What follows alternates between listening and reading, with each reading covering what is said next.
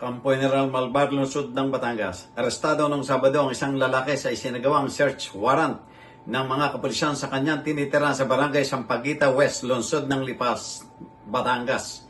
Ang suspect ay kinilalang si alias Onin, isang 41 anyos na walang trabaho at kasalukuyang naninirahan sa Amos Street sa nabanggit na lugar. Ang operasyon ayon kay Batangas Police Director Police Colonel Oliver Evora ay sinagawa sa bisa ng isang search warrant na inisyo ng presiding judge ng Regional Trial Court Branch 83 ng Tanawan City, Batangas noong Agosto 7 ng taong kasalukuyan.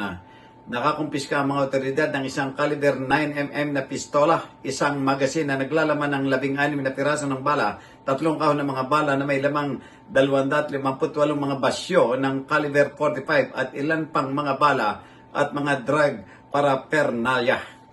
Ang search warrant ay sinagawa ng maayos at nasaksihan ng sospek, mga barangay kagawad at isang kinatawa ng media at isang alternatibong kagamitan sa pagre-record ang ginamit din sa operasyon.